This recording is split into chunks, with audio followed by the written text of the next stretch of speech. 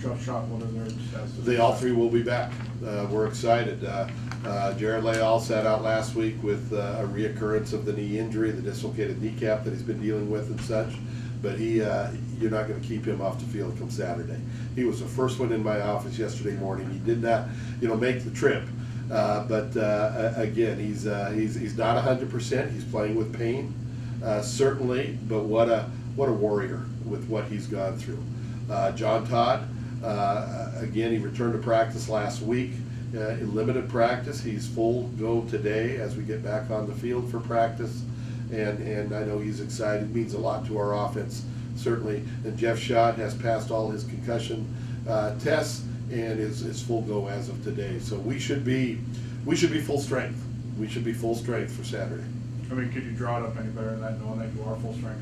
No, absolutely not. Again, even the weather forecast looks like Saturday's the one day, as we look ahead, that's got some sun. So it should be. I love afternoon games in the Redwood Bowl.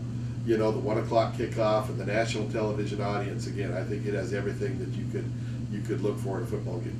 And obviously, John Todd's been out for a while, but having him back, what dimension does he add to your offense? Well, again, we'll see at what level we have him back. That's still to be determined. He's got to gain confidence in the hamstring and such. But again, he's a playmaker. You look at the numbers he put up for the games he was out there and such.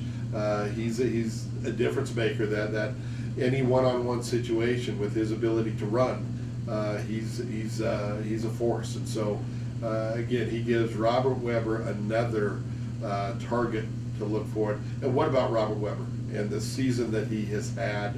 The performance certainly last Saturday, but it's been that way almost every Saturday. He's just under 70% completion percentage. He leads all of Division II now nationally in passing efficiency and yards per completion. He's made this offense go. This is an offense that's averaging over 500 yards a game right now, and it's because of him. And I know he will love having John Todd back out there. Understandably. Central Washington was obviously very good last year and years past, but from your perspective, what has it been that enabled them to take it to that next level this year? Well, there's very good high school football in the state of Washington. I know that firsthand, having recruited for 17 years at Western Washington, and now without that program at Western, they really have the run of the state for Division II caliber talent. Eastern Washington certainly is there at the 1AA level, but so again, it's a good football state when it comes to talent. They've got a commitment at Central. They just announced yesterday some plans to really upgrade their athletic facilities and everything, and it's a nice place to go to school, Ellensburg. So again, they've had a great tradition for years. They've always been a good football team. Some years a great football team, and they've got it once again. So again, they're doing things the right way, no question about it.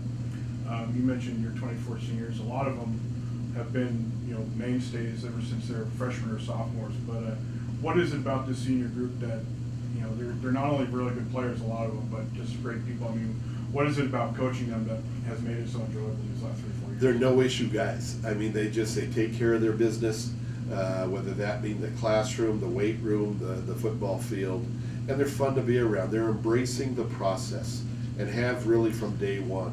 This is, again, Robert Weber started in 2014. So did Chase Crevichet. So did Alex Kappa. So did Josh. So many of these guys, and so they've played a lot of football. I haven't added up the starts, the career starts, but somebody should do that because it's going to be a big time number. But most importantly, they're just quality young men. Their parents did a great job with them, and we did a good job in terms of identifying them and getting them to Humboldt State. And they've stuck it out. And I guess maybe that of all the things, we deal with a generation that finishing what they start sometimes is difficult to achieve. And I read an article one year about Marcus Mariota, his class at Oregon, that when he left Oregon, there were only a handful of players that remained from that class. And here's a group that's going to be full scholarships, all right, and so forth. None of our kids are full scholarships. All right, they may receive, at the very most tuition, or in many cases less than that. But they're here to get an education. Every single one of them will graduate.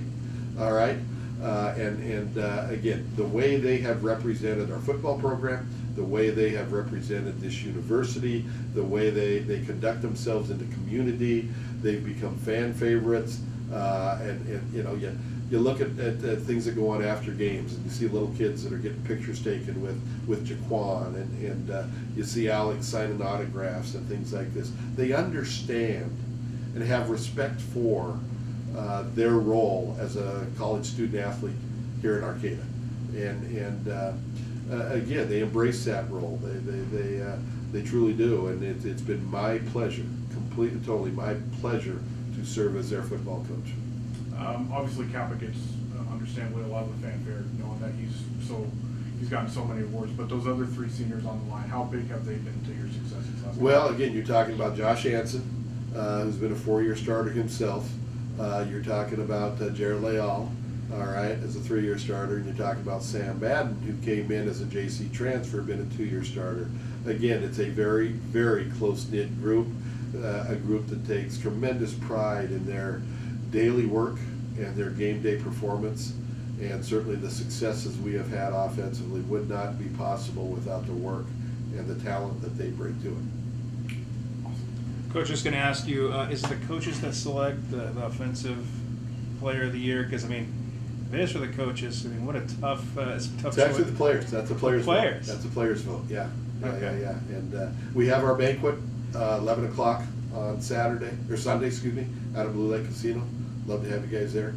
Okay, it should be fun and a lot to celebrate.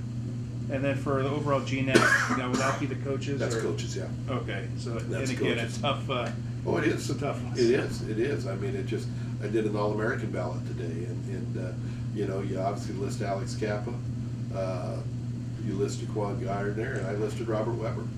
Okay, with the numbers that he has put up, he leads the nation in 2 categories, 70% completion percentage. I'd like to see a quarterback that's had a better year.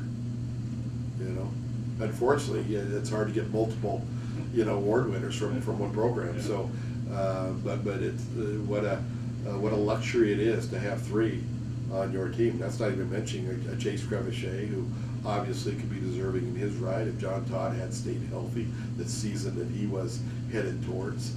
Like I said, it's a special group.